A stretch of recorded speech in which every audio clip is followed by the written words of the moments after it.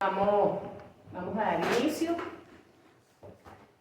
Vamos a continuar entonces con el tema de células madre embrionarias y lo vamos a hacer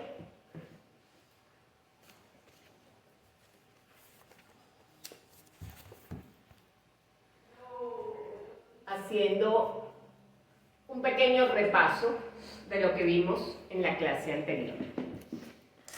Nosotros mencionábamos que estas células madre embrionarias las obtenemos a partir del blastocisto de la masa celular interna. Ok, pero también mencionábamos que teníamos, digamos, un debate importante sobre el cual vamos a hablar hoy un poquito en la parte ética, porque para poder obtenerlas, como la fuente de partida, digamos, más utilizada e inicial era el blastocisto, eso significaba la destrucción de un embrión.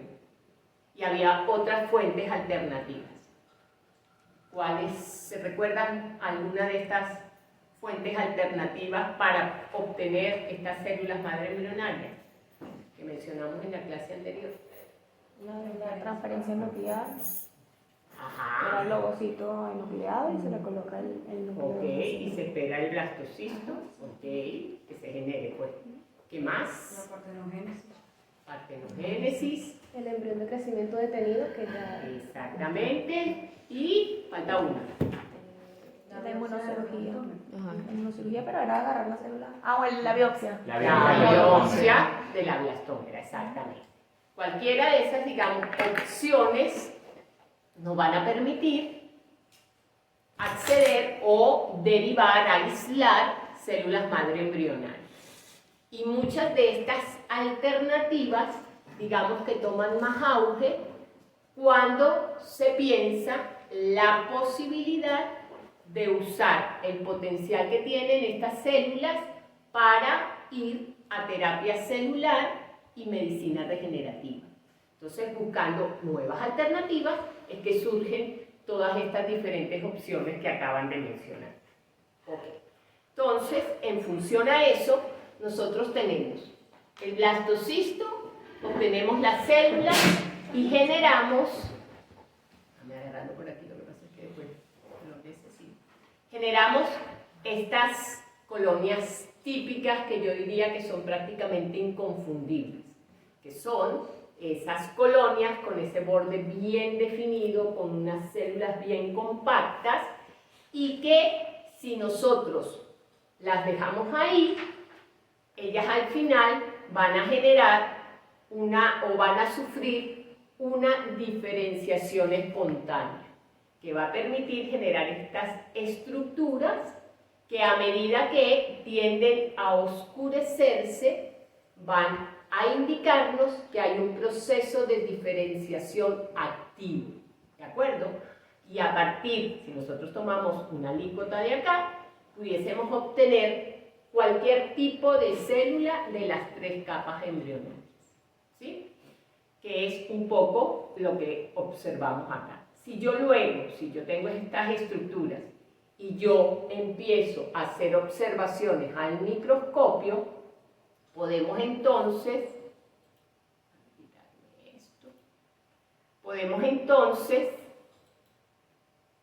observar esta imagen con la que ustedes ya están familiarizados, ¿verdad? Esas células latiendo. Las primeras observaciones en relación a esto, si yo veo en una placa una célula latiendo, yo digo, wow, yo tengo ahí cardiomiocitos. Y lo primero que se me pasa por la mente es, entonces yo tengo la posibilidad de regenerar, por ejemplo, ese tejido en ese corazón infartado. Y como la investigación seria nos lleva estos resultados directamente a pacientes, entonces se pensó, bueno, vamos a probarlo en un modelo animal, en un ratoncito al cual le generamos ese infarto y vamos a colocarle las células y veamos qué pasa. Si todo funciona bien, Listo, publicación en una revista súper potente, porque estoy dando una alternativa a un problema serio a nivel mundial. Pero ¿qué pasó? Que cuando eso se hizo, fíjense, este es el corazón de ese ratoncito, y miren, esto que está aquí es el tumor. Ah, perdón. Claro, es que si no, no puedo poner el videito. Este tumor, que es incluso más grande que el órgano como tal. Entonces eso ya prendió una serie de alarmas. No es tan trivial como habíamos pensado. No es aislar, derivarlas y diferenciarlas, sino que hay que hacer otras cosas adicionales. Con esto en mente y también tomando en consideración todo lo que habíamos mencionado sobre las potenciales aplicaciones de estas células, si nos referimos a lo que es la evaluación o el estudio del desarrollo embrionario, el descubrimiento de drogas, el modelado de enfermedades, uno diría, bueno, realmente ahí no hay mayor, digamos, problema que estas células puedan comportarse de la manera que vimos en el modelo animal. Pero como el interés desde el inicio fue utilizar estas células para terapia celular y medicina regenerativa, esto sí representaba un problema. ¿De acuerdo? Entonces, tomando en consideración esto, digamos que toda la atención o una buena parte de la atención se centró en lo que es el proceso de diferenciación. Nosotros habíamos conversado también en la clase anterior que la metodología más utilizada para inducir la diferenciación de estas células madre embrionarias humanas era generar estas estructuras tridimensionales que decíamos se llamaban cuerpos embrionarios. Okay.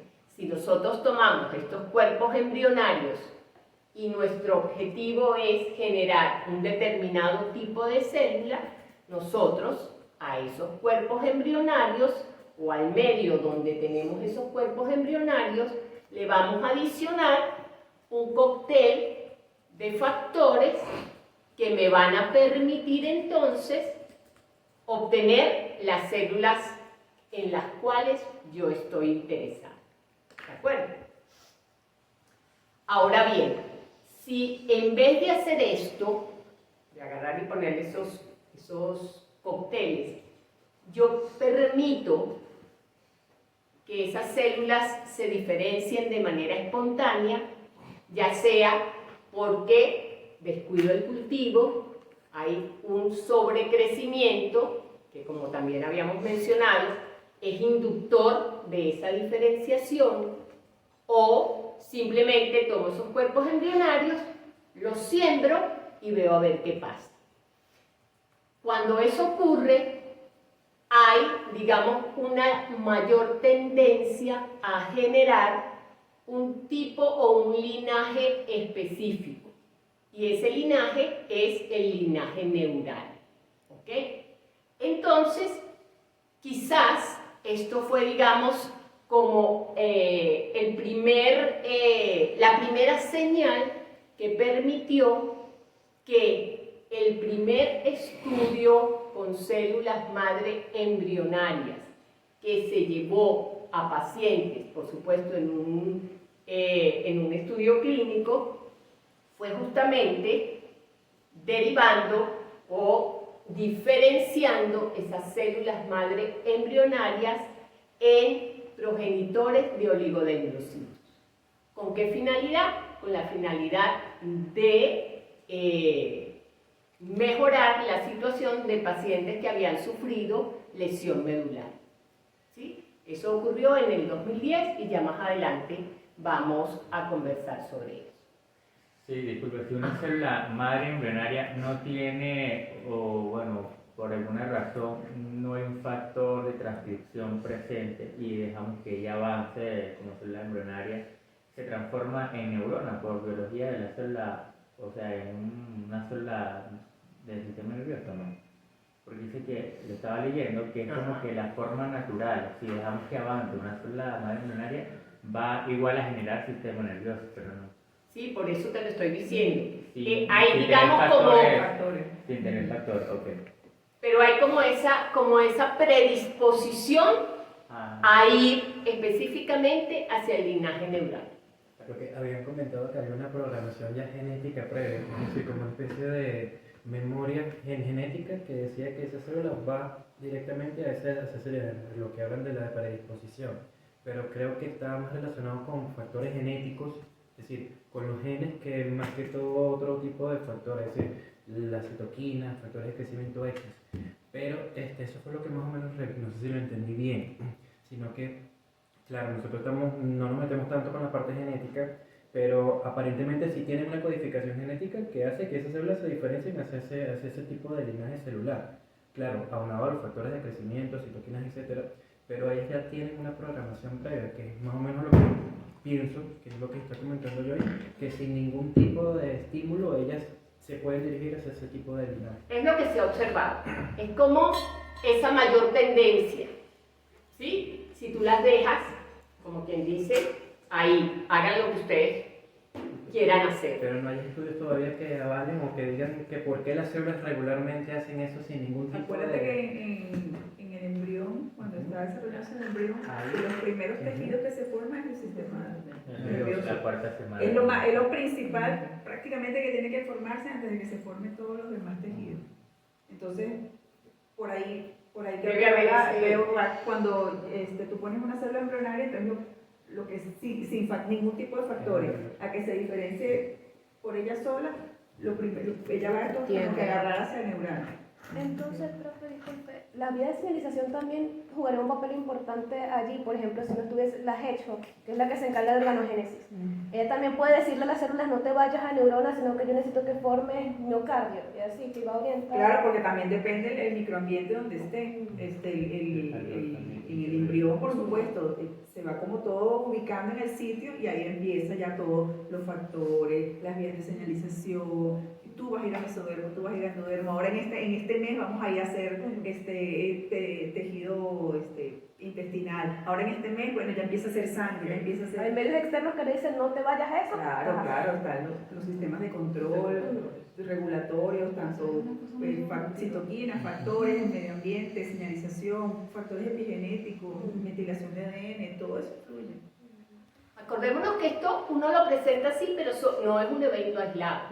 Hay muchas cosas que simultáneamente están ocurriendo y que están influyendo en ese proceso normal del desarrollo embrionario. Entonces, tomando en consideración esto, es que entonces, cuando uno quiere dirigir esa diferenciación hacia un determinado linaje, entonces es cuando uno lo que hace básicamente es: yo tengo mis células madre embrionarias, puedo o no generar cuerpos embrionarios. La mayor parte de las metodologías usan la generación de cuerpos embrionarios antes de continuar, pero hay protocolos en los cuales esto no lo utilizan. O sea, uno trata de presentarles a ustedes lo que más comúnmente se hace, pero no necesariamente es la única metodología, ¿de acuerdo? Entonces, lo que generalmente se hace es: yo tengo mis células, genero, utilizando el método de la gota colgante, mis cuerpos embrionarios. Tomo esos cuerpos embrionarios y los voy a colocar en cultivo. Y lo que hago es adicionarle una serie de factores en condiciones apropiadas que le digan a la célula: yo quiero que tú te vayas hacia neurona, hacia cardiomiocitos, hacia el tipo celular en el cual yo esté interesado. Por supuesto, esto digamos que no ha sido un trabajo de un día para otro. Eso ha significado una serie de investigaciones tratando de discernir y definir cuáles son esas mejores condiciones y cuáles son esos factores críticos que van a permitir, digamos que dirigir ese proceso de diferenciación. Entonces, por mencionarles algunos, yo quiero hacer adipocitos.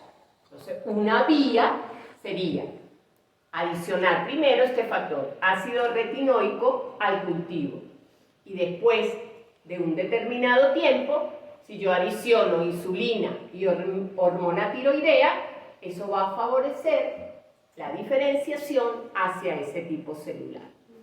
Si yo quiero generar neuronas con ácido retinoico exclusivamente, yo pudiera inducir esa diferenciación. Si a mí lo que me interesa es, por ejemplo, un macrófago, yo lo que haría sería adicionarle un factor que estimule la formación de colonias de macrófagos con interleuquina 3 e interleuquina 1. Y de esa manera yo puedo inducir la generación de macrófagos. Pero si mi interés es generar astrocitos y oligodendrocitos, el proceso digamos que se complica un poquito más. Yo en primer lugar utilizaría el factor de crecimiento de fibroblastos, luego de un tiempo adicionaría además el factor de crecimiento epidermal y finalmente el factor de crecimiento derivado de plaquetas. Todo esto, por supuesto, dependiendo de lo que yo quiera generar, hay distintas metodologías.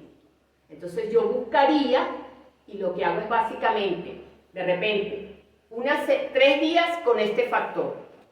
Después lo vamos a dejar 20 días con este cóctel. Y finalmente, 2 días con este cóctel. ¿Sí? Por mencionarles algo. O sea, no hay, digamos, una única vía.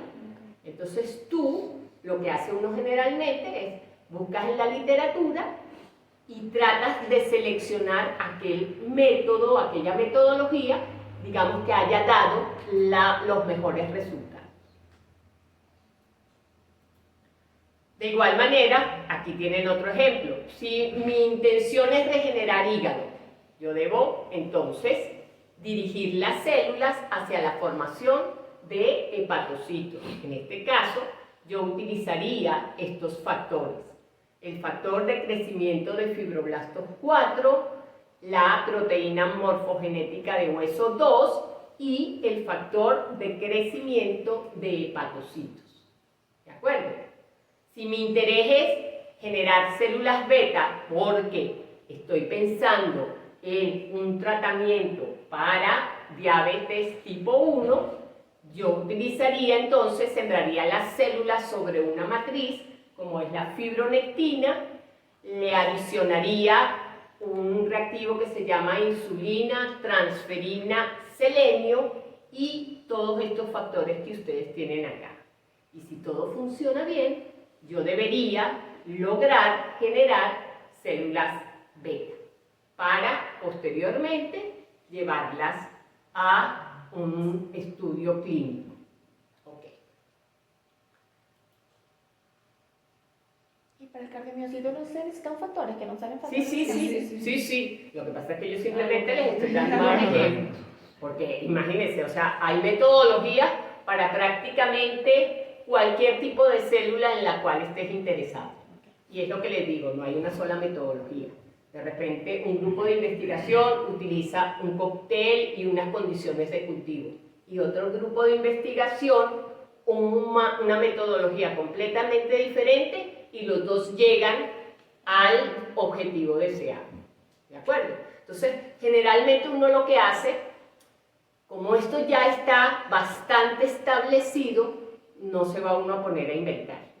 ¿Sí? En principio. Entonces, tú buscas en la literatura y aquel procedimiento que sea más utilizado por los grupos de investigación se supone que es porque ha tenido buenos resultados. Y entonces tú te vas por ahí. Si las cosas no funcionan, ok.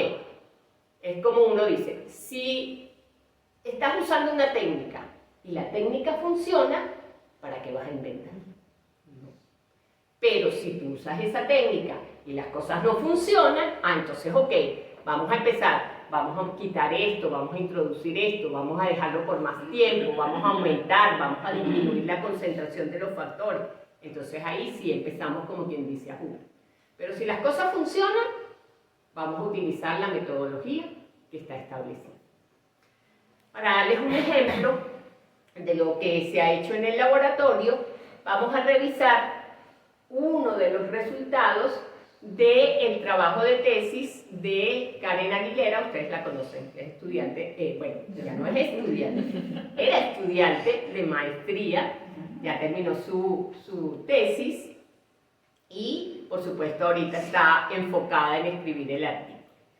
Esta tesis, digamos que lo que buscaba era utilizar, aquí hay un error, células madre embrionarias múridas, o sea, de ratón, una línea que tenemos en el laboratorio, que fue donada, no la hicimos nosotros, o sea, nosotros trabajamos con células madre embrionarias, pero nosotros no trabajamos con embriones, ¿ok? Porque eso es toda una parafernalia de equipos, un personal exclusivamente dedicado a eso, unas áreas de laboratorio muy específicas. Entonces, eso es un procedimiento muy costoso. Entonces, si ya las hay y uno las puede adquirir o se las pueden donar, pues uno las utiliza. Entonces, nosotros tenemos esa línea de células madre embrionarias múridas y el objetivo así macro era lograr diferenciar y producir células T en el laboratorio. El objetivo así, digamos, poniendo el trabajo de maestría en algo muy concreto. Esto, por supuesto, conlleva muchas otras cosas. ¿Qué es lo primero que deberíamos hacer y qué fue lo primero que se hizo? Caracterizar esas células madre embrionarias. Entonces, aquí tienen, fíjense, lo primero que tiene la morfología asociada o típica de esas células madre embrionarias, sí la tienen, ¿ok? Expresan los marcadores que deben expresar. Usamos citometría de flujo, ¿sí? Lo que tienen aquí en negro, que el otro día creo que no se los mencioné, las curvitas estas que están aquí, esto es viéndolo como un histograma, como curva. Lo negrito es el control. Y si la curva se desplaza, que es lo que vemos en color, eso significa que hay positividad, ¿sí? De manera, digamos, muy general. Entonces vemos que en todos los casos la curva se desplaza y te está indicando que hay expresión de SOX, NOX, OF3-4 y de SSEA1, que es típico de las embrionarias múltiples. Entonces, yo estoy partiendo de las células que yo estoy diciendo que tengo.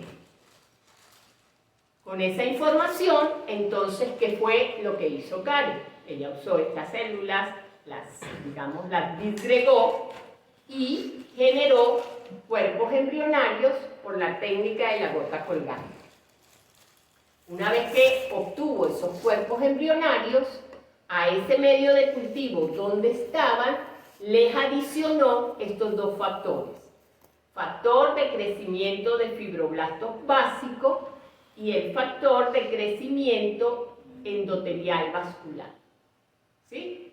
Las mantuvo en cultivo y luego tomó esas células que habían sido, digamos, dirigidas hacia el linaje mesodérmico con el uso de esos dos factores que yo coloqué, que Karen colocó inicialmente, y con esa inducción hacia el linaje mesodérmico, ¿qué fue lo que hizo a continuación?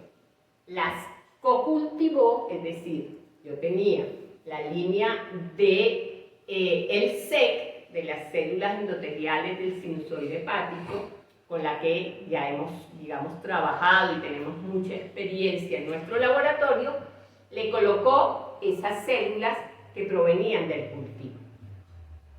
Antes de continuar, ¿por qué creen que, digamos, que el primer estímulo fue inducir su diferenciación hacia el linaje mesodérmico, tomando en consideración el objetivo que tiene Karen o que tenía Karen, que era generar o producir células T? ¿Por qué primero nos vamos hacia mesodérmico? Para tener como el precursor del linfoide, ¿no? De la hematopoiesis, o sea, tener precursor, ¿no? Porque T es sangre Ajá, y la sangre es un tejido del mesodermo. del mesodermo. Entonces, claro, ya yo le estoy como dando los primeros pasos, dirigiéndola hacia lo que yo quiero. Yo quiero que tú vayas a generar células de la sangre. ¿Sí? Ok. El cocultivarlas con el SEC también, digamos que no fue probando por probar, porque ya tenemos trabajos previos en los cuales, y uno de esos es el trabajo que no sé si tú, José, sí lo ha mostrado, el de Ingrid. Ingrid fue también, ella fue una estudiante de doctorado de nuestro laboratorio, y ella trabajó justamente con esa línea y células madre embrionarias múridas, esta misma, y logró generar células de la sangre. Básicamente, mieloides, de tipo mieloide. ¿Qué significaba eso? Sin adicionar factores. ¿Qué significaba eso? ¿O qué sugería eso? Que esas ELSEC deben estar secretando factores que inducen esa diferenciación hacia células de la sangre. Entonces, cocultivamos, pero como en este caso Karen lo que quiere es producir células T, ¿qué hizo? Adicionó estos dos factores. El FLT3, que es una tirosinquinasa, que lo que va es a favorecer la proliferación y la diferenciación hacia células madre hematopoyéticas. Y por otro lado, interleuquina 7, porque yo quiero ir hacia, o yo no, Karen quería ir hacia la línea linfóide. Y digamos que en ese enfoque, que fue lo que Karen obtuvo. Básicamente, ella demostró que sí había logrado generar células T. ¿Y cómo lo demostró? Por mostrarle un par de ensayos. El primero, caracterizándolos por citometría. Esta es otra manera de presentar los resultados en una citometría, que es en forma de dot plot o gráfico de puntitos, ¿sí? Y aquí vemos entonces que un 27% de esas células expresaban CD3, 13% expresaban CD4 y al hacer la coexpresión había un 10% que expresaban esos marcadores típicos de células T.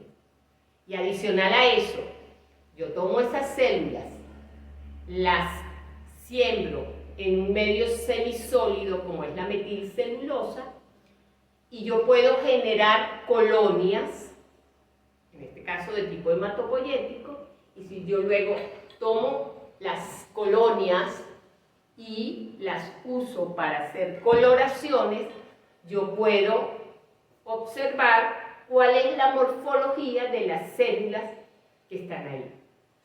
Y fíjense que es una morfología típica de células linfoides, específicamente de células T. ¿Sí? Entonces, es para que tengan, digamos, un ejemplo de algo que está hecho en el laboratorio.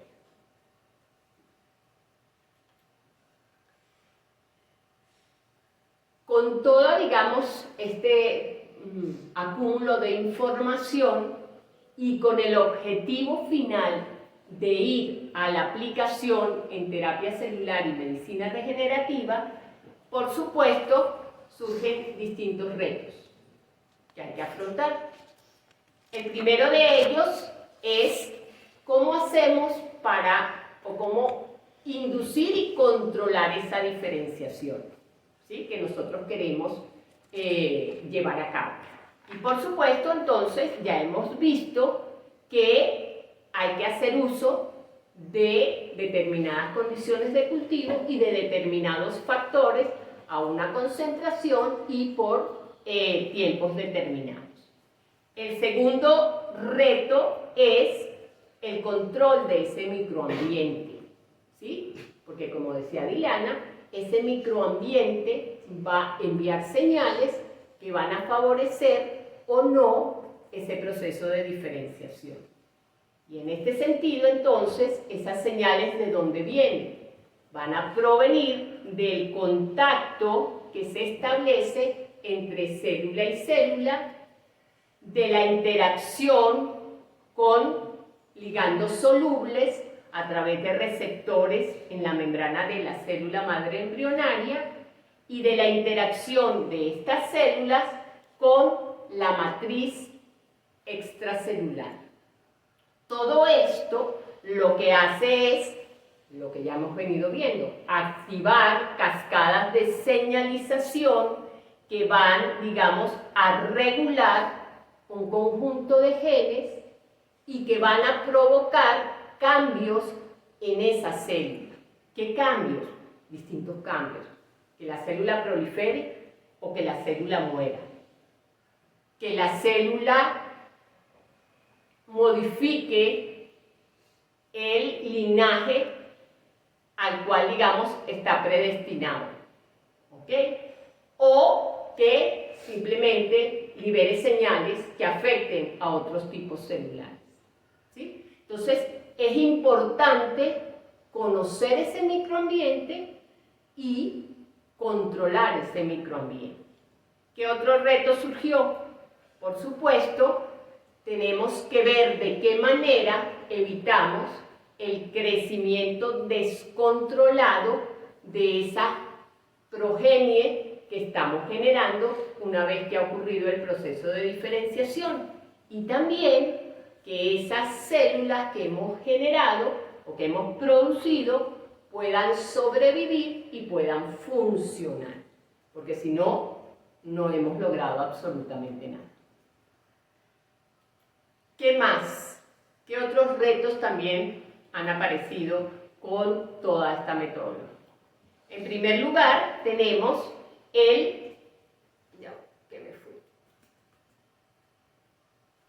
Tenemos, en primer lugar, el debate ético que surgió, sobre el cual vamos a hablar un poquito más adelante, pero que básicamente tiene que ver con el uso de esos embriones y la potencial destrucción de la vida. El otro aspecto importante a afrontar es la heterogeneidad, la tumorogenicidad y la inmunogenicidad. En el caso de la heterogeneidad, aquí es importante, nos interesa, al ser las células, digamos que por su condición pluripotente, podemos que haya fundamentalmente en el producto final, si el proceso de diferenciación no fue bien controlado, que queden células indiferenciadas en ese producto final. Entonces es importante que ese protocolo de diferenciación sea, digamos, bien estricto y bien controlado. El problema de la tumorogenicidad también es consecuencia directa de ese estado de pluripotencia. ¿Por qué? Porque la célula madre embrionaria de por sí, una de sus características es que es capaz de generar tumores. Entonces, con esa, digamos, propiedad intrínseca, tenemos que vigilar que no se están generando estos tumores una vez que vamos a los tratamientos clínicos. Ya vamos a ver cómo lo hacemos. Y por supuesto, la inmunogenicidad. La célula madre como tal es un tratamiento, o en esta terapia sería halogénico. Si es halogénico, lleva implícito la probabilidad de que sea reconocida como extraña y que sea atacada. Entonces, se ha, digamos, trabajado en todo esto y se ha buscado, digamos, la manera de controlar cada uno de estos retos. En el caso de la inmunogenicidad sigue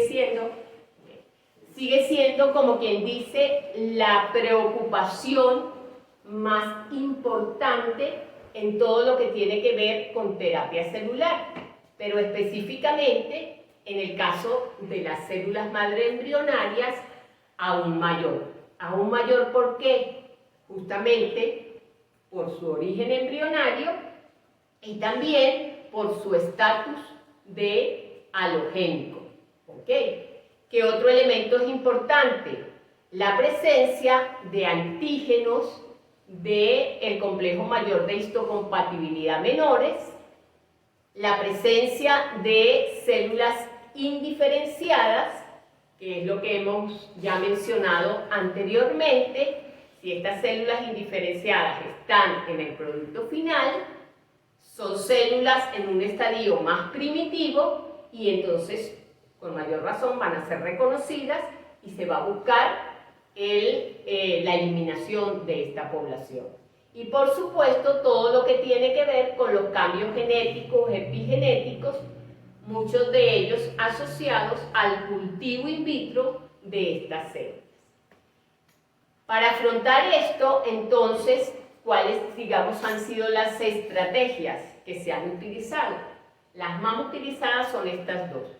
Generar bancos de células madre embrionarias humanas o hacer uso de técnicas genéticas para encubrir la expresión de las moléculas del complejo mayor de histocompatibilidad.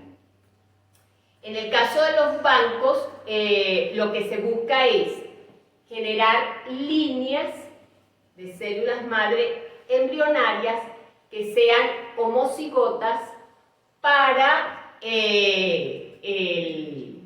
la expresión HLA, digamos, tratando de que sea o que represente los HLA más presentes en la población.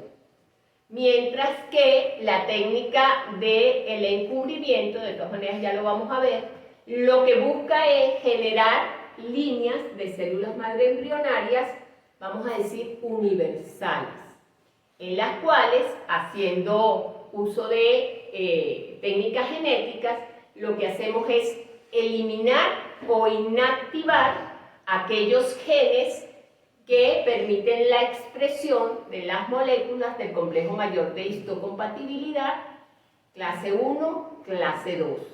Pero adicional a esto, digamos que eso se vio que no era suficiente. Entonces, adicional a esto, tenemos que, de alguna manera, evitar el reconocimiento por parte de las células naturales asesinas. Entonces, ahí también estaría enfocado inducir la expresión de lo que se llama señales de no reconocimiento, es decir, que esas células expresen ciertas moléculas que eviten el ataque por parte de las células genéticas.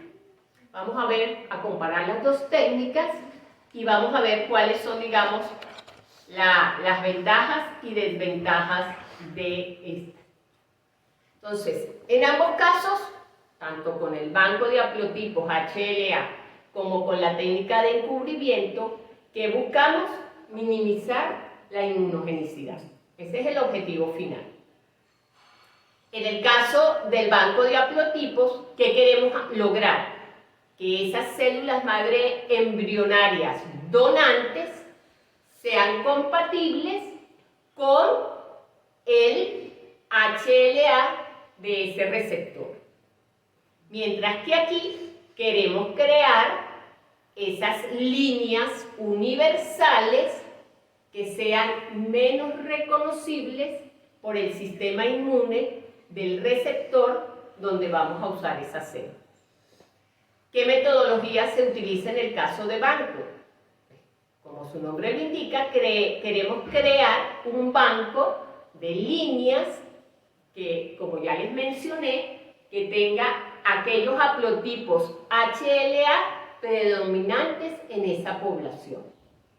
Y esto lo que va a hacer es permitir hacer, digamos, un despistaje, una compatibilidad donante-receptor antes de realizar el implante y buscar aquella condición que sea más compatible con ese receptor.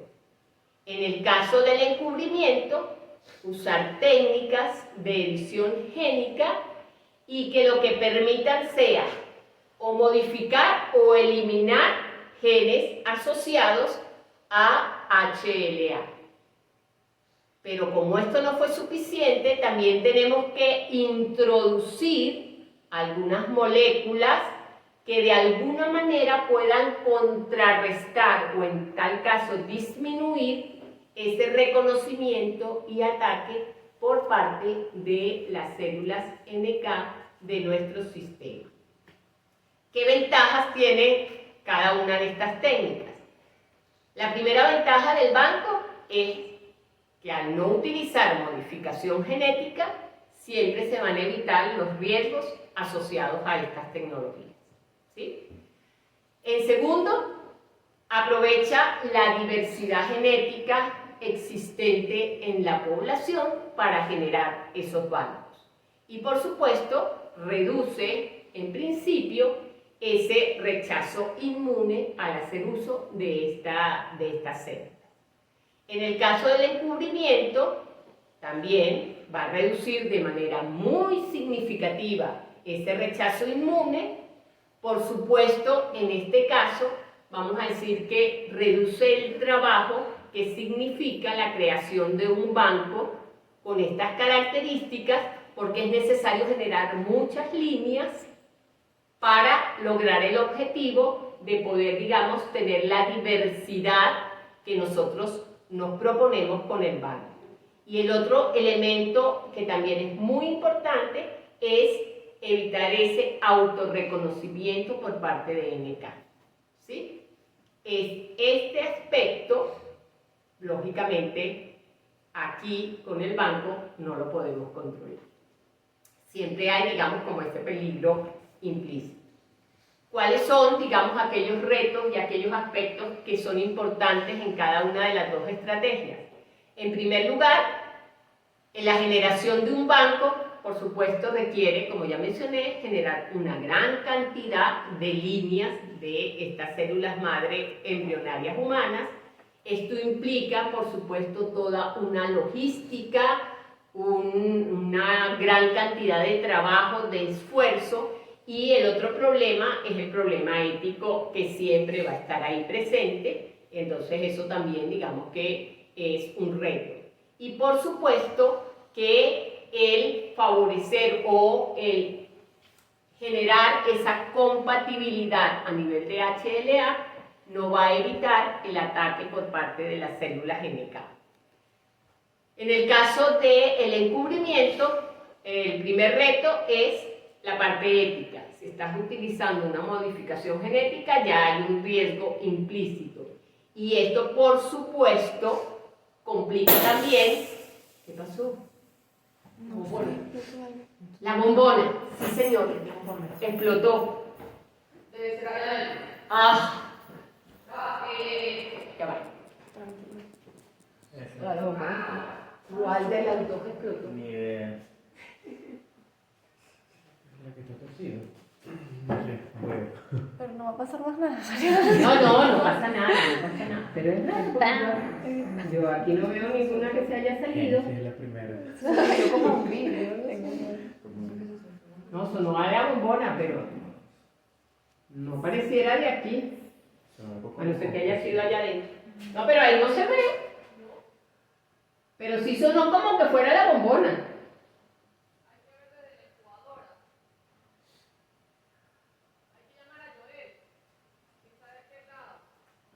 Ya lo llamo. No, ahí no. Ok, y finalmente, por supuesto, el uso también de estas técnicas de modificación genética tienen implícito problemas asociados a todo lo que es la seguridad y funcionalidad a largo plazo. Ok, en el caso de tumorogenicidad, nosotros ya hemos dicho que estas células madre embrionarias son pluripotentes. Y el hecho de que sean pluripotentes ya implica ese riesgo implícito de generar tumores. Principalmente porque por la presencia o la potencial presencia de células indiferenciadas en el producto final que va a ir a los pacientes. El otro elemento importante que también hemos mencionado son las potenciales mutaciones genéticas que pueden ocurrir producto básicamente del cultivo de esas células in vitro. Habíamos mencionado en algún momento que esas células lo que van a hacer es tratar de adaptarse a esas condiciones que son, digamos, no las naturales en las cuales ellas deberían encontrarse. Y eso puede inducir la aparición de mutaciones. Y por supuesto, la presencia de teratomas o teratocarcinomas una vez que esas células sean implantadas en ese paciente.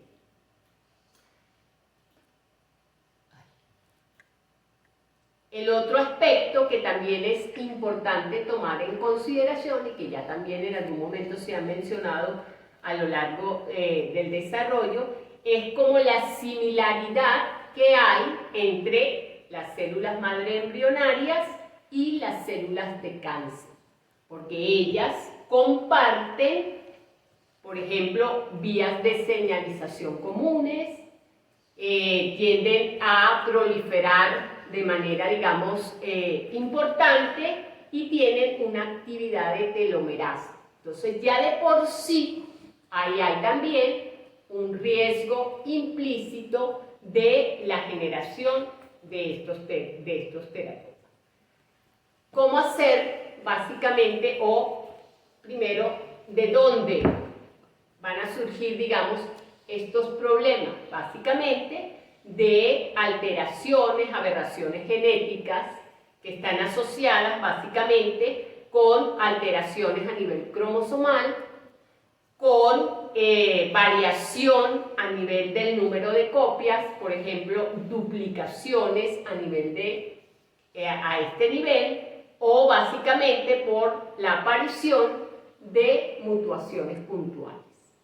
Mientras que a nivel epigenético se habla básicamente de alteraciones a nivel de la metilación, pérdida del imprinting. Esto básicamente, esto no lo tengo yo muy claro, yo no manejo mucho la parte genética, pero aparentemente esta pérdida de esa condición normal va a influir en todo lo que tiene que ver con el crecimiento, la proliferación y puede entonces inducir esas aberraciones o esos cambios epigenéticos.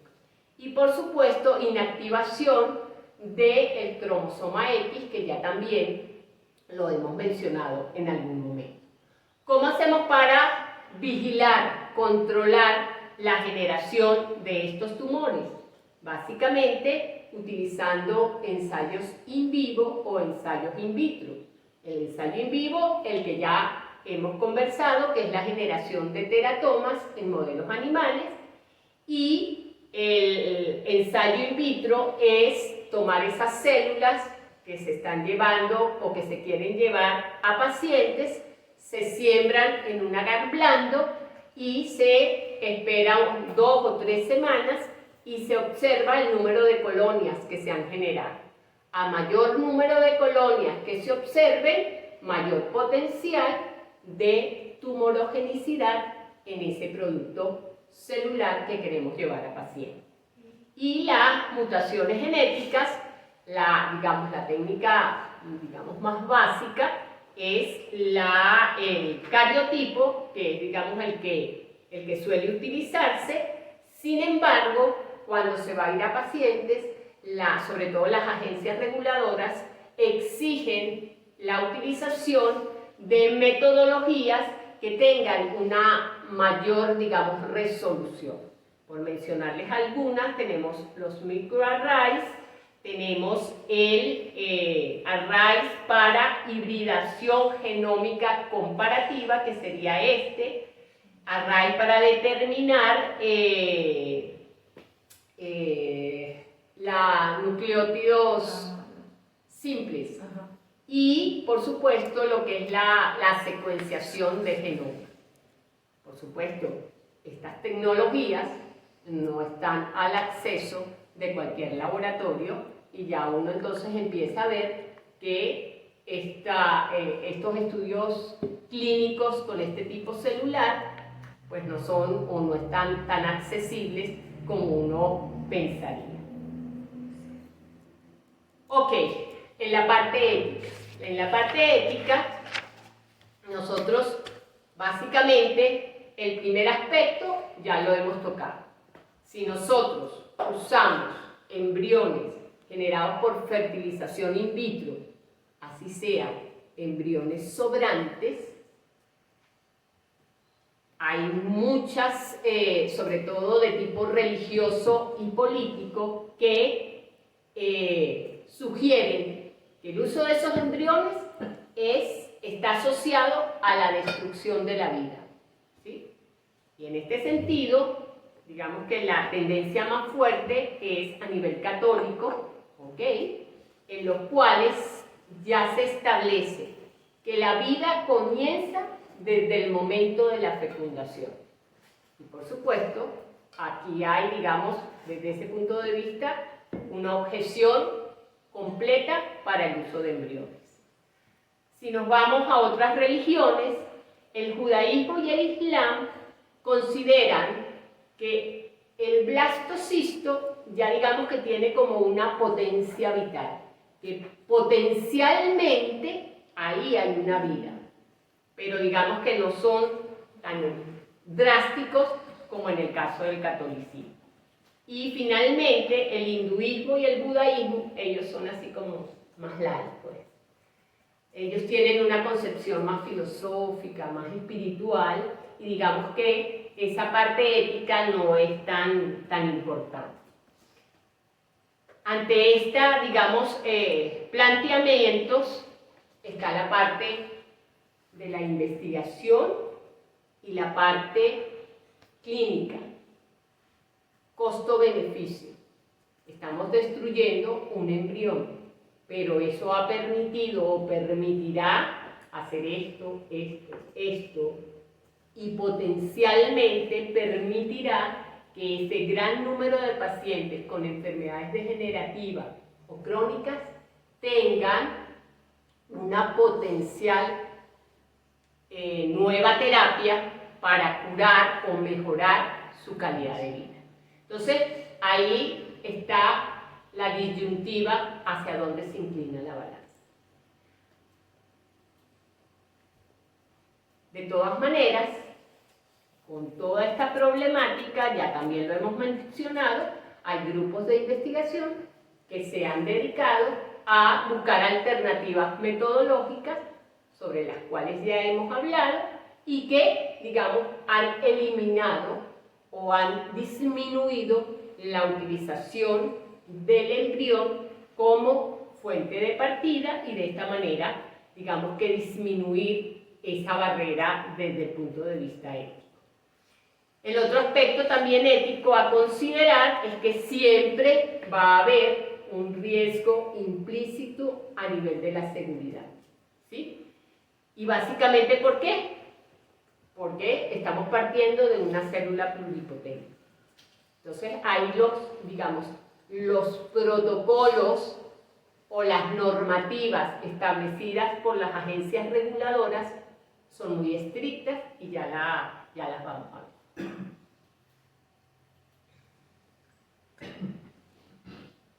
¿Qué es importante desde el punto de vista ético? Por supuesto, la validación preclínica, ¿sí? No podemos de un frasquito, de una plaquita, irnos directamente al humano. Tenemos que pasar por un modelo animal. Todo lo que vaya a ir a humano debe ser producido bajo buenas prácticas de manufactura. ¿Ok? ¿Qué implica eso?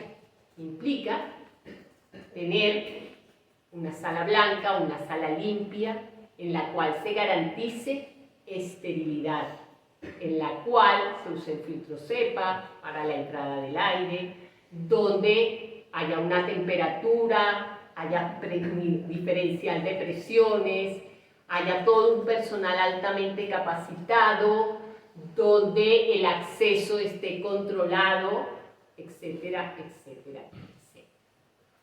Por supuesto, estudios clínicos finamente controlados, es otro aspecto, digamos, también importante. Y no podemos dejar a un lado que todo esto tiene que pasar por comités de bioética, tiene que tener consentimiento informado y, por supuesto, una vigilancia rigurosa por parte de los entes reguladores.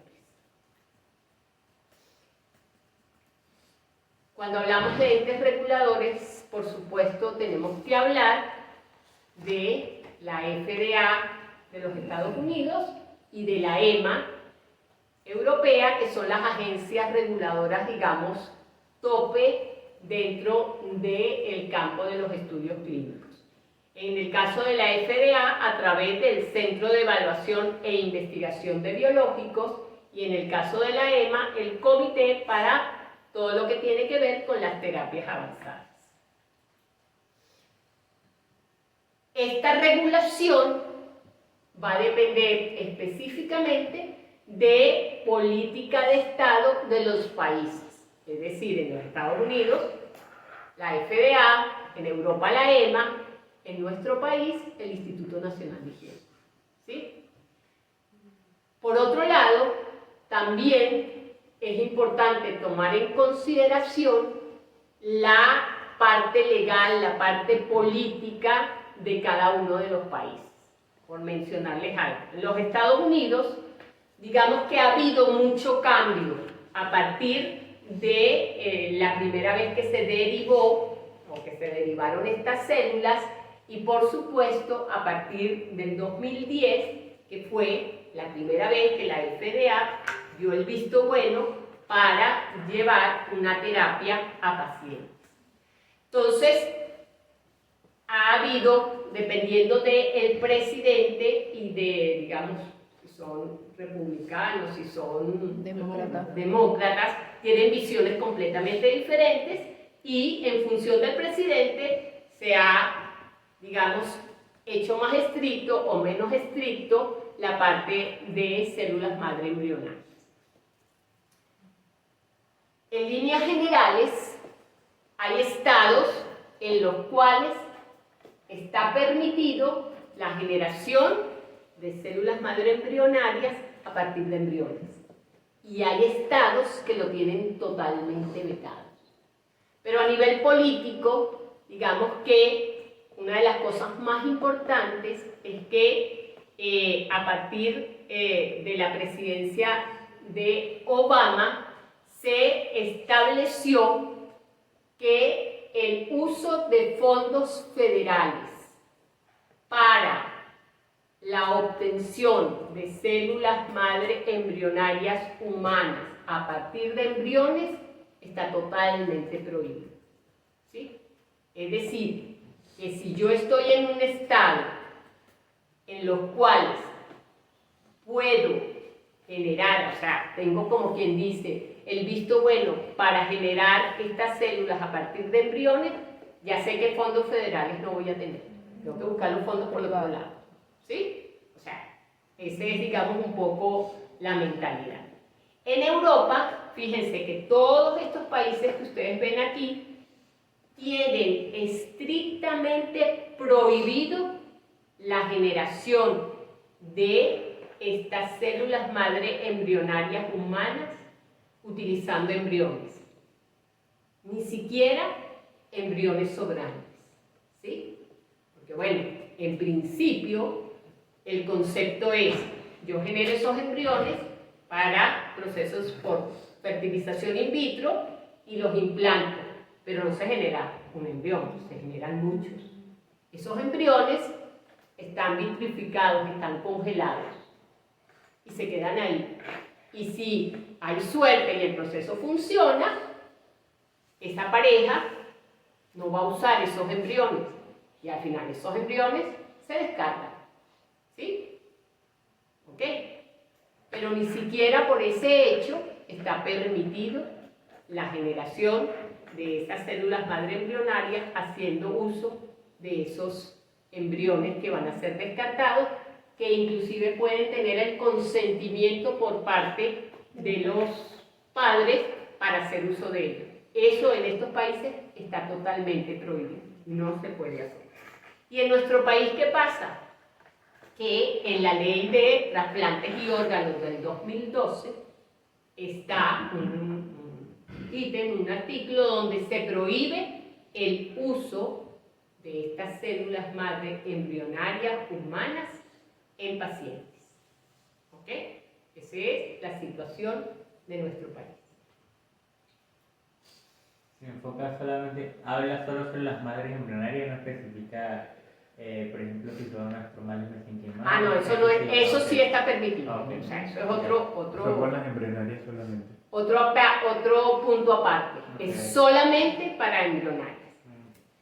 Por comentarles algo, en la discusión de esa ley estuvo el doctor Cardier, formó parte del equipo, y él, digamos que siempre fue defensor del uso de células madre en general para tratamientos en pacientes, por supuesto, reuniendo todas las condiciones, todo, o sea, sin faltar a la ley, pues.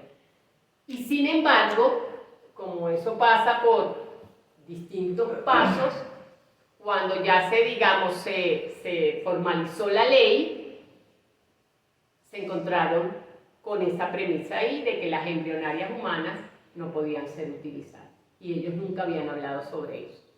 Me imagino, como en todos lados, siempre debió haber el grupo de personas, probablemente católicas, que con esa conciencia de que usar embriones significa destruir vida, pues digamos que hicieron presión para que ese artículo apareciera. Pero digamos que los tomó de sorpresa. José siempre nos lo dijo. Nosotros nunca hablamos o limitamos el uso de ningún tipo de terapia y sin embargo ya estaba listo y ya para modificar eso hay que hacer otra ley o hay que modificar la ley y eso no Tiene que pasar por la es. Asamblea Nacional. Exacto. O sea, todo, una discusión. toda una discusión, todo un protocolo. Ok, vamos a continuar. Entonces, algunos, digamos, de los elementos que son, digamos, cruciales y que han sido establecidos tanto por la FDA como por la EMA. En primer lugar, es requisito indispensable la realización de estudios preclínicos mínimo de 6 meses en modelos animales. ¿Buscando qué? Evaluar tumorogenicidad e inmunogenicidad. Todo debe ser, como ya mencioné, producido en condiciones de buenas prácticas de manufactura.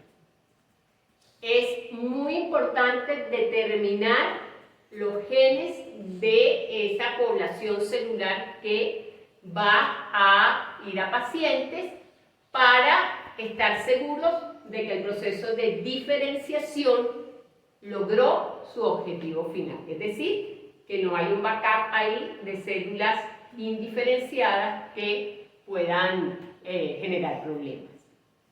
Por supuesto, hay que demostrar que no hay anomalías cromosómicas. Hay que hacer estudios de estabilidad de esos bancos donde están esas células madre embrionarias.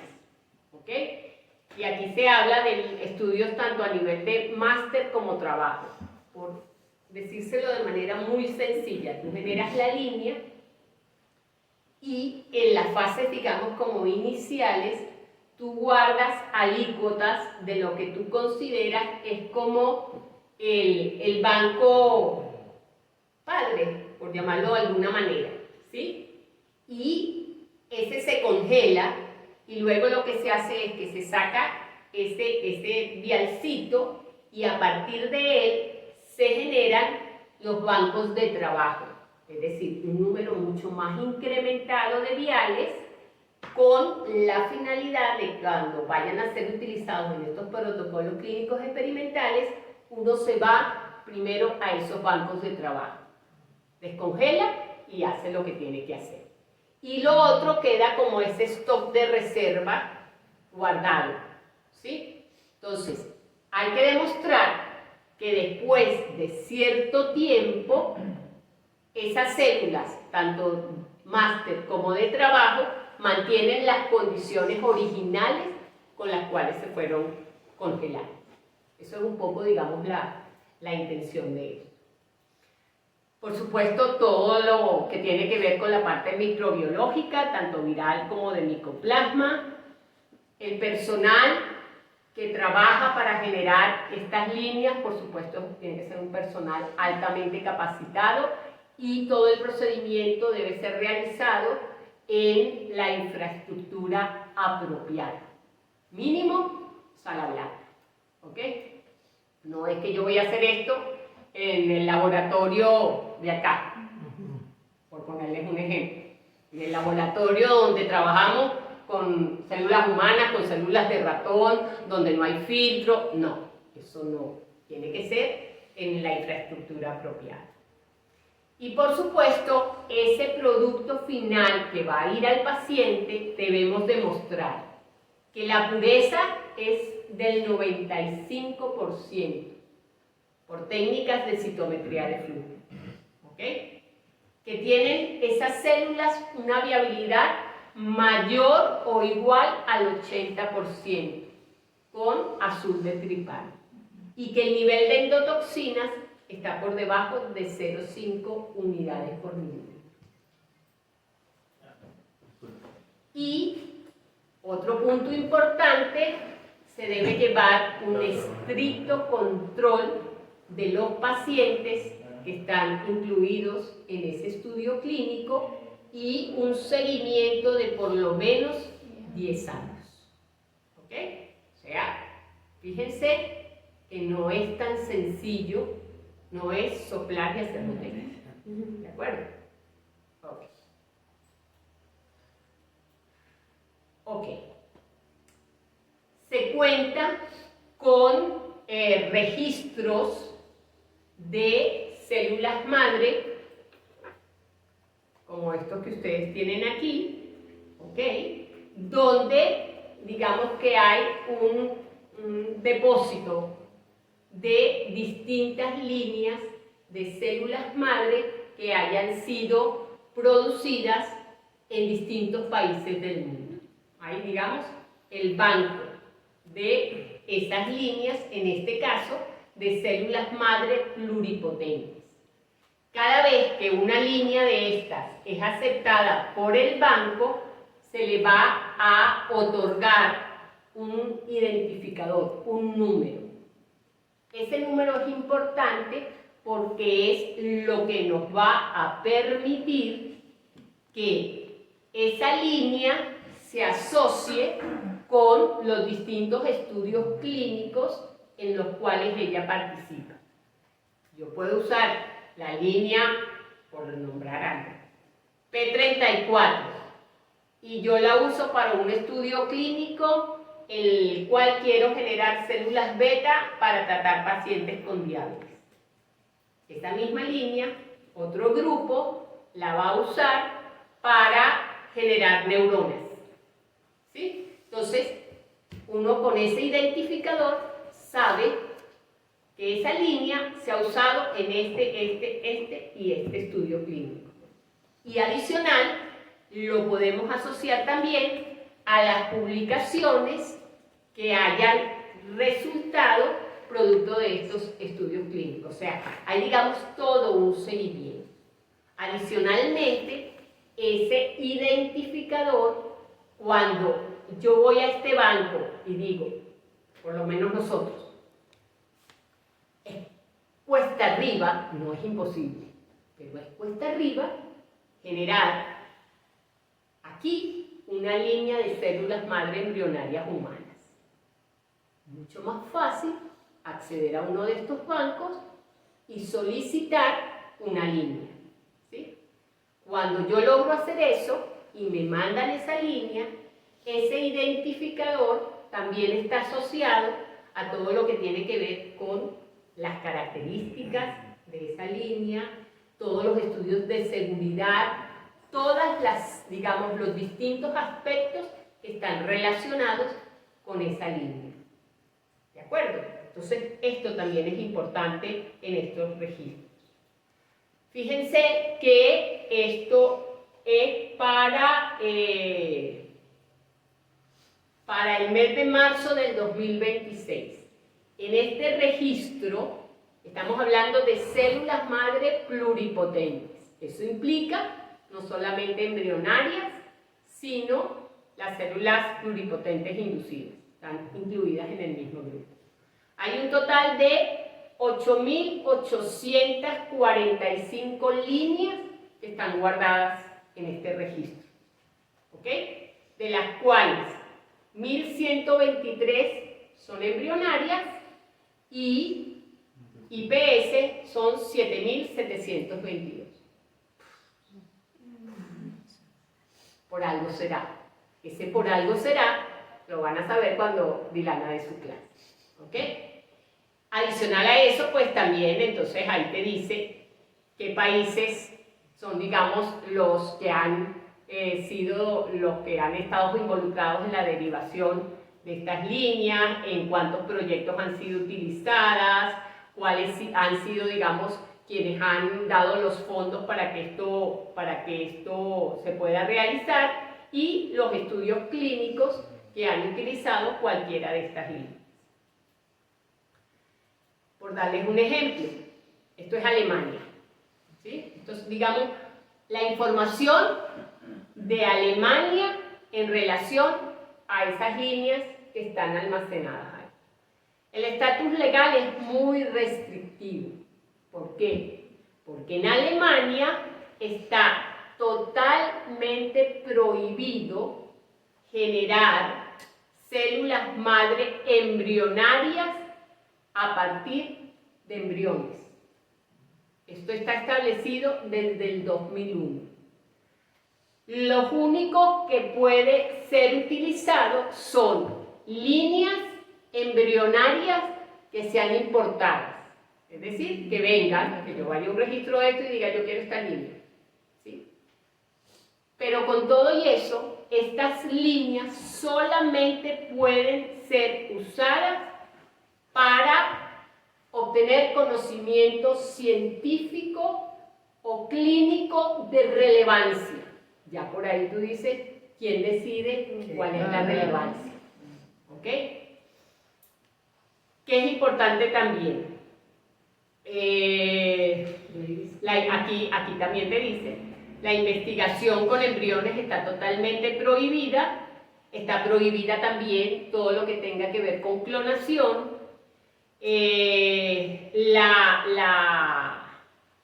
Está prohibido la donación de embriones con propósitos de investigación y está también prohibido la técnica de transferencia nuclear de células somáticas. O sea, fíjense, y cada país que lleva unas líneas para ser, digamos, mantenidas en estos registros, tiene que dar toda esta Y ahí información. también dice que deben ser hechas antes de mayo 1 del 2007, o sea que después de eso ninguna familia de células.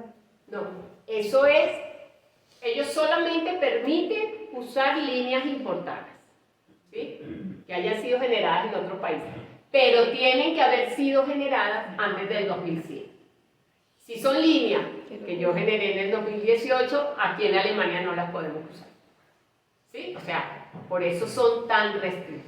Por eso quise traerles este ejemplo.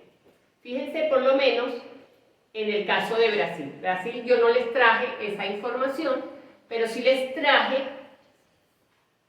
cuál es el estatus de un país latinoamericano. Brasil, que es, digamos, un país que tiene, digamos, mucha parte, digamos, de desarrollo en la parte de investigación. Ellos tienen, aquí tenemos, ¿quiénes son los entes tanto de investigación como de hospitales, clínicas que han estado, digamos, involucradas en la generación de estas células?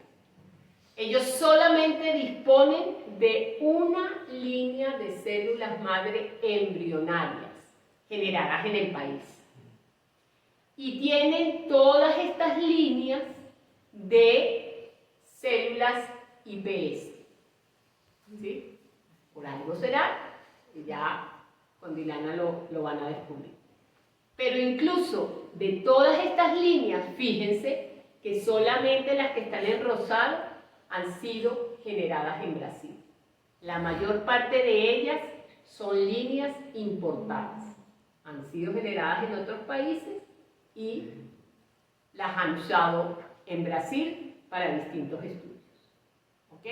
No necesariamente para estudios clínicos. Ok.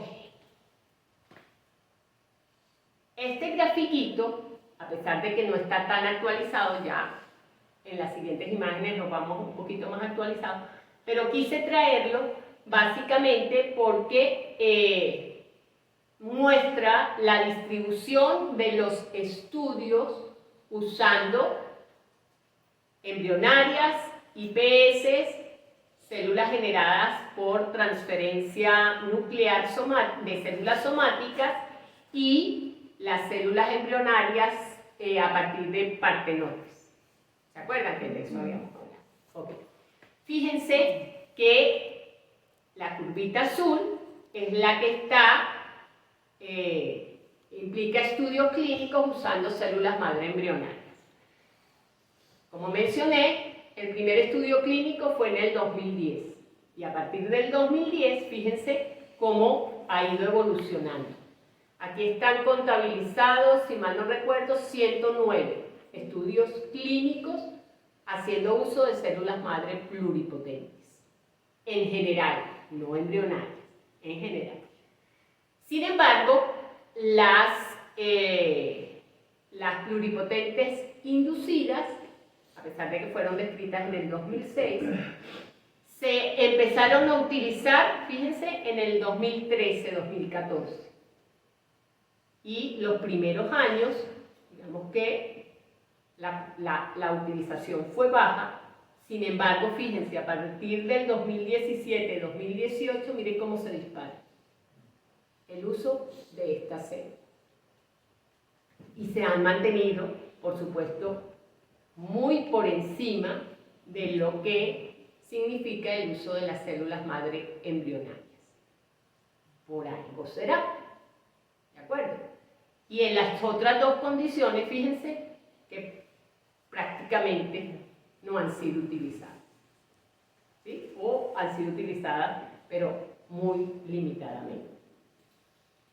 Si ahora evaluamos en este mismo trabajo de dónde vienen los fondos para estos estudios clínicos y nos enfocamos en los tres principales países que tienen estudios clínicos haciendo uso de células madre pluripotentes, que son Estados Unidos, China y Japón, vemos cómo los estudios cuyos fondos provienen de la parte académica o gubernamental, que sería este azulito claro y el azul oscuro, versus aquellos que son sustentados por fondos provenientes de la industria en los Estados Unidos, y básicamente esto tiene que ver con toda esa parte restrictiva sobre la que hemos hablado. El apoyo de fondos a partir de la industria supera con creces el apoyo gubernamental o académico. Estamos hablando, creo, de 32 contra 9. ¿Sí? Sin embargo, en China y en Japón, la mayor parte de ingresos proviene de la parte académica y gubernamental. Fíjense acá. Y la parte de la industria es limitada, y en China básicamente ese apoyo proviene de los 5 últimos años, hablando hasta el 2022, que es la información que da este trabajito. Ese apoyo de esas industrias, ¿de dónde viene básicamente? De grandes industrias farmacéuticas o biotecnológicas. De ahí es donde vienen los recursos. ¿Por qué vienen los recursos de ahí? Porque básicamente, si todo funciona bien, vamos a sacar ganancias. ¿De acuerdo? Okay. Vamos a irnos a este trabajito. Esta es una revisión del año 2025. ¿Qué tenemos aquí? Nuevamente, ¿quiénes son los países que lideran los estudios clínicos con el uso de células madre pluripotentes, dentro de los cuales están incluidos las embrionarias? Estados Unidos, que representa el 38%. China, que representa el 15%. Y Japón, con el 12%. Estos son los países, digamos, potentes en todo este campo. Tenemos otros países como Reino Unido, Canadá y Australia, representando el 5%, Corea un 4%, estos 3 países, Alemania, Israel y Francia, con 2%, y todos los demás con un 10%. ¿Cómo ha sido la evolución de estos estudios clínicos en el tiempo, en este caso desde el 2010 hasta el 2025? Con la salvedad que esta barra del 2025 está incompleta. Está incompleta porque cuando este trabajo se publicó, todavía, digamos, no había concluido el 2025. Entonces, esto probablemente debe estar más alto. En este caso son los estudios clínicos por año en relación a los productos generados asociados a patologías. En gris tenemos aquellos productos usados en patologías oculares. En este naranja, sistema nervioso central.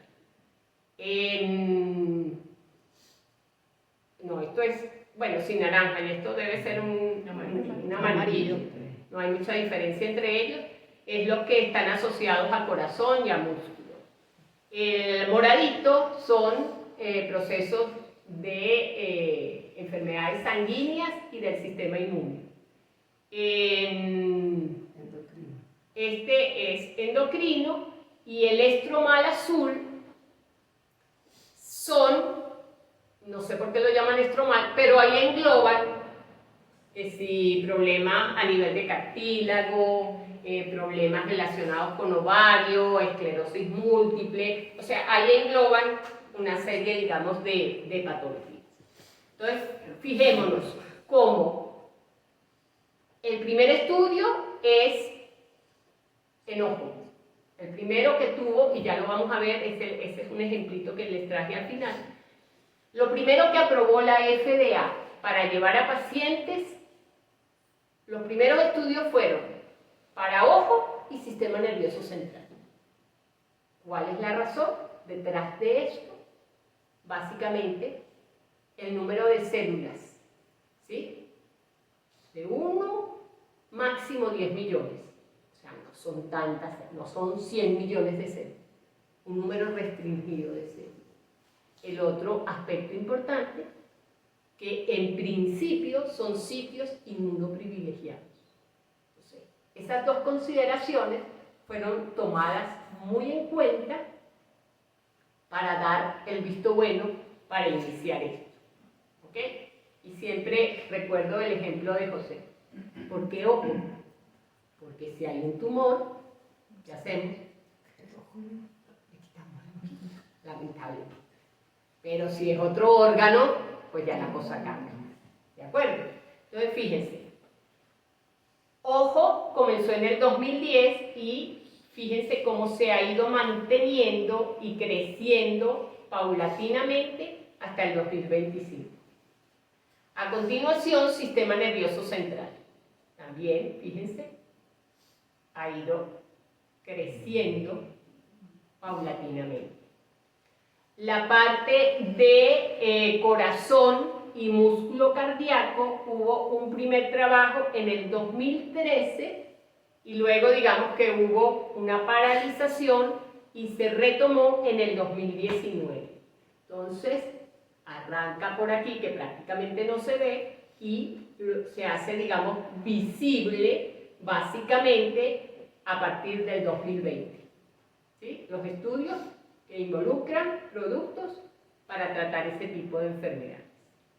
La parte de enfermedades sanguíneas y del sistema inmune, que es el moradito, comienza 2018. ¿Ok? Si lo buscamos aquí, aquí vemos un poquito, y a partir de aquí se ha ido incrementando, pero fíjense que en los últimos años, sobre todo del 2022 al 2025, el incremento ha sido importante. O sea, hay muchos productos que están enfocados al tratamiento de estas patologías. El endocrino, que es el colorcito este más oscuro, hubo un primer trabajo en el 2014, pararon y reiniciaron en el 2017, y qué es lo que observamos aquí. Prácticamente aquí no se ve nada y luego lo empezamos a visualizar, pero tampoco es que el incremento en el número de estudios también haya sido, digamos, que llame mucho la atención. Y a nivel estromal, básicamente, tenemos algo en el 2017, 2019, un pico importante en el 2020, que yo me imagino que tiene que ver con la parte de COVID, digo yo. Y fíjense entonces cómo ha ido incrementando. Ahora, si tú comparas el incremento en las distintas patologías, ¿quién llama la atención? La parte ocular, sistema nervioso, sangre, es, digamos, lo que más pareciera atraer la atención para el uso de estas células madre pluripotentes. Ok. Aquí tenemos cuál es el tipo celular más utilizado en estos ensayos clínicos por año. Y tenemos, en nuestro caso, porque no me voy a invadir el tema de Dilana, en el caso de las células madre embrionarias humanas, estas representan un 42%. En 42% de esos estudios se usan células embrionarias humanas. Cuando hablo de células madre embrionarias humanas, es la célula de origen. No es que estoy poniendo células embrionarias, sino yo usé estas células y por un protocolo de diferenciación generé neuronas, y esas neuronas o progenitores de oligodendrocitos, y eso los usé en el estudio clínico, ¿sí? Pero mi punto de partida fueron las embrionarias. Entonces representan el 42%, y aquellas que vienen de partenotes solamente representan un 1%. ¿Se acuerdan que cuando hablamos sobre esto yo les dije que todavía había muchas cosas que estaban por discernir, que había sido reportado muchas anomalías cromosómicas, epigenéticas, y claro, yo me imagino que todo esto influye en su utilización en este tipo de estudios clínicos? Aquí entonces tenemos en qué fase han estado estos estudios clínicos. Tenemos que la mayor parte de ellos, el 49%, en fase 1. ¿Qué es fase 1? Solamente estoy evaluando seguridad. ¿Qué tan seguro es? ¿Produce efectos adversos? Etc.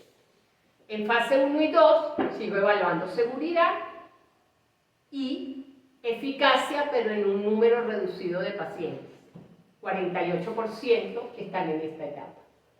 Y en fase 2, que es solamente eficacia, fase 3, eficacia en un número mayor de pacientes, estamos hablando de 1 y 2%.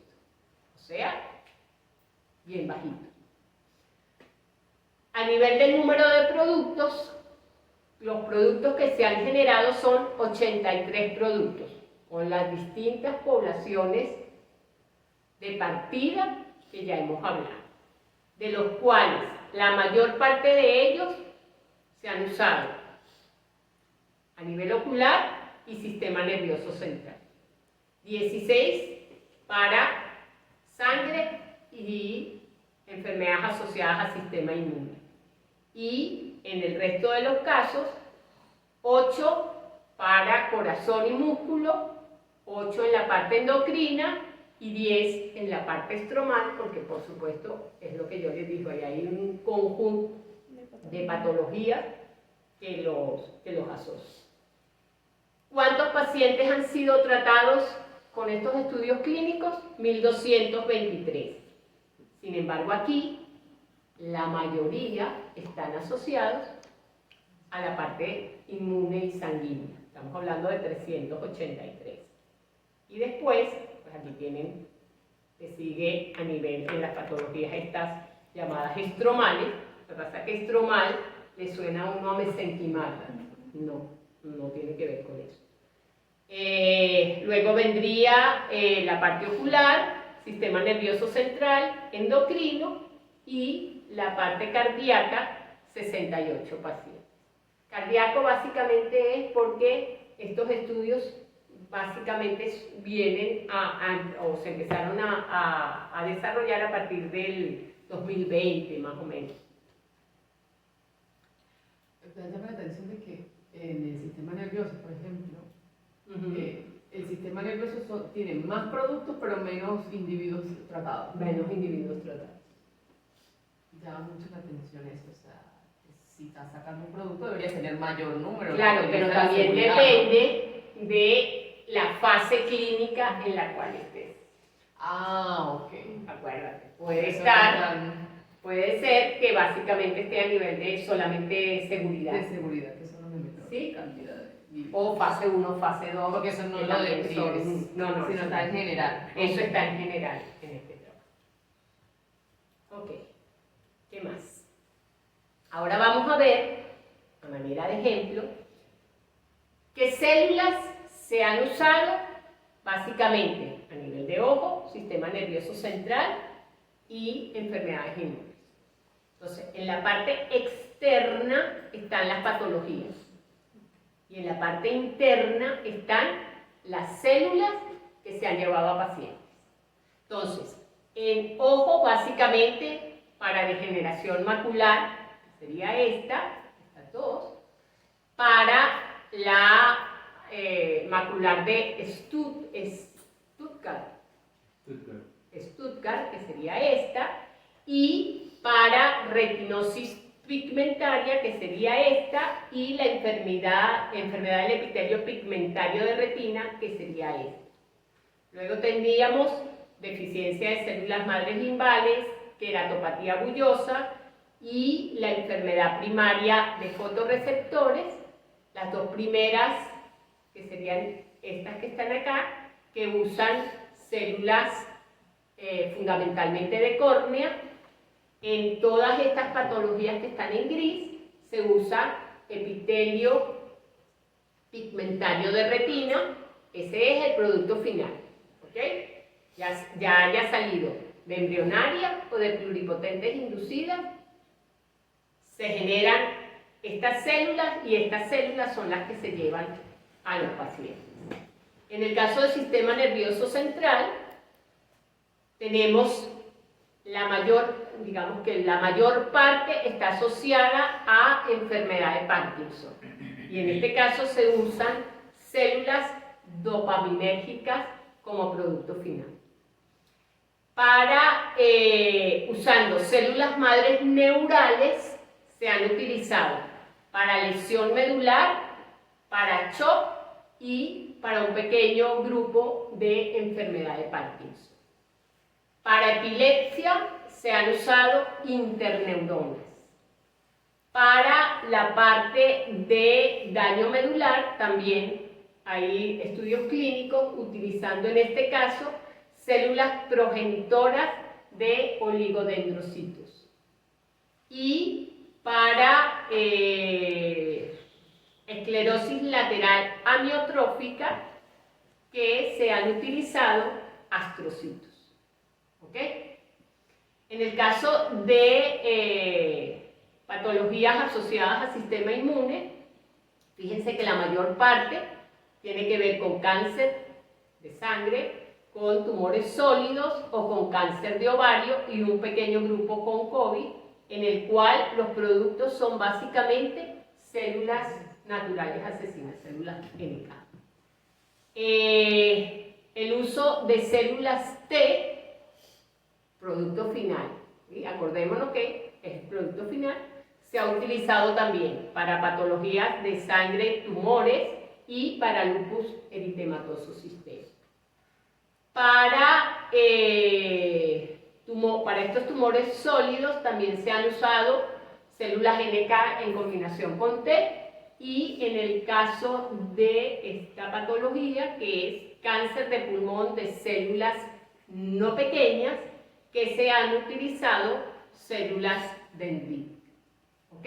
Entonces, fíjense, digamos, cómo, dependiendo de lo que se busque dar una solución, las estrategias van a ser diferentes. Ok, en este cuadrito, no lo vamos a ver completamente, yo quise hacerles como un resumen cuando ustedes vean este trabajo. Cada uno de las patologías, de los campos, tiene una tabla por separado, pero era muy difícil, digamos, poderlo observar así. Yo traté de hacerles un resumen. A nivel ocular, ya hemos mencionado cuáles son las principales patologías en las cuales se ha usado. Fundamentalmente, el producto más utilizado es el epitelio pigmentoso de retina, ya sea como suspensión o sembrado en un soporte. Los países van a ver cómo Estados Unidos, China y Japón están involucrados en prácticamente todos estos estudios clínicos, y por supuesto hay otros países que también, digamos, se han incluido, pero siempre, digamos, con estudios clínicos más limitados, menor cantidad. Aquí están, se iniciaron en el 2011 y aquí está, digamos, la evolución a través de los años. Para el 2025 hay 2 estudios. ¿Cuál es el estatus de estos estudios? Vamos a hablar en este caso de ocular y no vamos a dar tantos detalles en los demás. Actualmente hay 8 activos. 6 ya han sido, digamos, completados, ya llegaron y completaron todo, pero de todos solamente hay uno que ya, digamos, está terminado, o sea, ya está listo todo. Completado, ¿qué significa? Que ya llegó, ya tiene resultados, pero todavía, digamos que no ha concluido como tal, porque falta hacer, digamos, todos los estudios asociados a esos resultados, ¿sí? Mientras que terminado es que ya tengo todo listo. De todos los que están aquí, solamente hay uno terminado, hay 2 que todavía están esperando aprobación, que me imagino que son estos 2 del 2025, y hay 2 cuyo estatus se desconoce. O sea, muchas veces tú inicias un estudio clínico, pero si lo detienes, si hay problemas, te desentiendes, y ellos están ahí, están inscritos, pero no tienen, digamos, ningún tipo de resultados que tú vayas reportando. Esos son estos estatus. Para el sistema nervioso central, nuevamente las patologías que ya hemos mencionado, las principales células son células progenitoras de oligodendrocitos, progenitores neurales, progenitores dopaminérgicos, nuevamente los países involucrados. El primer estudio fue en el 2010, ya lo vamos a ver para llevarnos, digamos, como un detalle de esto, y hasta en el 2025 hay un estudio en el cual se está desarrollando. De estos, solamente, nuevamente, hay un solo estudio que está terminando. A nivel de corazón, lo que más se está utilizando son progenitores cardíacos en soportes de fibrina. Creo que si no es este año, es a finales del 25, probablemente no está incluido aquí, que son los parches en los cuales se colocan las células y que también se está desarrollando, pero creo que eso es a finales del 2025 y no debe estar incluido en este trabajo. Y aquí principalmente los dos países involucrados son Estados Unidos y Francia. En la parte endocrina, para básicamente diabetes mellitus de tipo 1, falla hepática y un trastorno de urea neonatal, se están usando células del endotelio pancreático en dispositivos encapsulados. Esos dispositivos, de repente, cuando hablemos de progenitores, podemos tratar un poquito que son esos dispositivos en los cuales se colocan las células y al estar, digamos, dentro de estas estructuras, están protegidos del ataque o del reconocimiento inmune, pero tienen poros que permiten entonces el intercambio con el medio ambiente. Y también células de islote y hepatocitos. Esas son, digamos, las células más utilizadas. En el caso de estromal, lo que se usa son las mesenquimales. Pero en este caso, y hay que hacer la salvedad, no son mesenquimales obtenidas de tejidos adultos. No, que es, digamos, la estrategia que nosotros usamos. Son mesenquimales obtenidas o de embrionarias o de pluripotentes inducidas. ¿Sí? Eso es importante señalar. Y básicamente, aquí están los países. Actualmente hay 3 activos, 3 completados y uno solo que su estatus es desconocido. Ya vamos a terminar.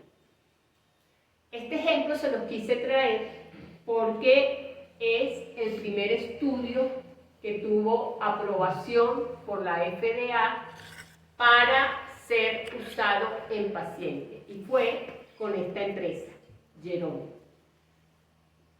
Esta empresa generó, a partir de células madre embrionarias humanas, células progenitoras de oligodendrocitos. Esta es la nomenclatura. Es el trabajo de 2010. Ese es el trabajo del 2010. Es el primero que recibió aprobación por parte de la FDA. Entonces, esta empresa generó estas células, realizó todos los estudios preclínicos que arrojaron que el producto era seguro, que secretaba factores neurotrópicos, las células tenían la capacidad de migrar, ocurría vascularización y había remielinización en modelos animales. Con esta información se va a la FDA, se le presentan todos los estudios de caracterización, resultados preclínicos, etcétera, etcétera, y la FDA aprueba un estudio fase 1, seguridad, en el 2010, y le aprueba 10 pacientes. De esos 10 pacientes, 5 reciben el implante. Y la empresa, al año siguiente, detiene el protocolo y esgrime problemas financieros. ¿Qué sale de esos 5 pacientes? Básicamente, los resultados muestran seguridad, muestran que no hay efectos adversos, pero que no hay mejoría en los pacientes. Había pasado también un año. Esto generó mucha preocupación, porque fue como algo que tenía la atención de todo el mundo y que de la noche a la mañana lo detengo y simplemente digo problemas financieros. Eso quedó como que en el ambiente, como que sí, como que ahí había algo más. Y tuvieron que pasar 5 años para que esta empresa fuera comprada por esta otra empresa. ¿Ok? Y esta otra empresa logró en el 2015 que el mismo producto que había sido utilizado acá, la misma línea de células que se había generado, pudiera recibir aprobación por parte de la FDA para un estudio fase 1, fase 2, seguridad y eficacia en un número restringido de pacientes. ¿Qué diferencia incorporaron en este estudio? En el primer estudio, lo que se implantaron fueron 2 millones de células. En este estudio, implantaron 2 millones, pero también a otros se les implantó 10 y a otros se les implantó 20 millones. La otra diferencia es que no solamente se hizo un implante, se hicieron 2 implantes a los 21 y 42 días post-trauma. ¿Sí? ¿Qué han reportado ellos? Que un 96% de los pacientes presentaron mejoría. Mejoría. No se curaron. No volvieron a caminar. De repente, no sé, movieron un poquito el dedo de un pie, tuvieron ciertos signos de sensibilidad. Realmente no estuvo claro qué significaba ese 98% de mejoría, y lo otro que se esgrime es que no estaba totalmente claro si esa mejoría era producto del implante con estas células o si era una recuperación, entre comillas, normal para ese tipo de pacientes. Entonces, fíjense lo que implica un estudio de estos. Ok, ya para finalizar, entonces, nuevamente, lo que les estaba mencionando, los principales países involucrados en estudios clínicos experimentales haciendo uso de células madre pluripotentes son Estados Unidos, Japón y China. Y la razón de esto básicamente es que realizar todo esto es muy costoso. Solamente aquellos países que cuentan con recursos, con apoyo, con soporte, están en capacidad de poder mantenerlos. ¿Por qué? Porque el desarrollo de la metodología y la posterior producción, manteniendo por supuesto los estándares de calidad que las agencias reguladoras exigen, no es trivial y es muy costoso. Por esta razón, estos son los países que lideran este campo. ¿Cuáles han sido, digamos, las patologías en las cuales han sido utilizadas? Básicamente, patologías asociadas al sistema nervioso central, ojo, y en los últimos 5 años hay algunos estudios clínicos para corazón, sistema inmune y asociados a diabetes, específicamente a nivel de páncreas. La mayoría de estos estudios están fase 1 o fase 1-2. Fase 3, ya vimos, 1-2%. Y básicamente lo que se tiene que garantizar, por supuesto, Lo primero es que sean seguros. Y ya una vez que se garantiza seguridad, empezamos a evaluar progresivamente eficacia. ¿Cuáles son los retos? Los retos son mejorar estos protocolos de desarrollo y producción, básicamente para siempre garantizar, en primer lugar, la seguridad y en segundo lugar, la eficacia. Y por supuesto, disminuir costos. Es importante seguir desarrollando estrategias que permitan controlar la respuesta del sistema inmune.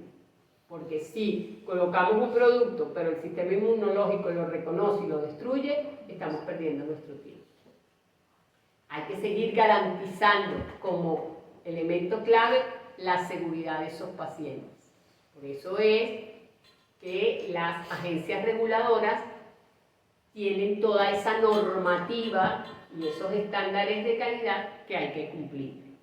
Y por supuesto, es importante que los precios asociados a toda esta tecnología sean sostenibles y que estén, digamos, más accesibles a otros países y no solamente limitados a 3 países a nivel mundial. Creo que con esto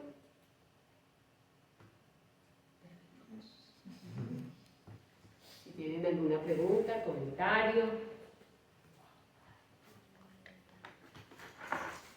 O sea que en este momento no hay ninguna terapia de células madres embrionarias que sea utilizada en una parte. Aprobada, me refiero. Estos estudios son estudios clínicos aprobados por los entes reguladores. Pero han sido estudios, no se han implementado como terapia. Como terapia, hasta donde yo tengo entendido, no, todavía no hay ninguno. Todavía no hay ninguno. Pero el problema es, para tú poder llevar cualquier terapia, ya sea que involucre este tipo de células, que por supuesto es mucho más delicado, o como en nuestro caso, con células estromales mesenquimales, que ya son una población, digamos, más restringida, para poder llegar a pacientes tienes que contar, tienes que superar esas distintas etapas que hemos venido hablando. La investigación básica y la investigación preclínica, y luego iniciar la fase de estudios clínicos experimentales. Y tienes que cumplir con las 3 etapas, fase 1, fase 1-2, fase 2 y fase 3. ¿Okay? Entonces, esto no dura 3 meses. 3 meses. Estamos hablando en muchos casos de 10, 15, 20 años.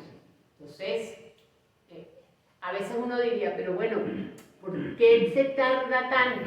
Porque son muchas cosas y sobre todo porque hay muchas cosas que están en riesgo. Y lo prioritario es proteger al ser humano como tal. Entonces, de nada vale que yo ofrezca una terapia que probablemente pueda curar un infarto si eso lleva implícito el peligro de que yo le genere un tumor de este tamaño. ¿Ok? Entonces, pues todos estos estudios, a pesar de esa potencialidad, todavía están muy restringidos.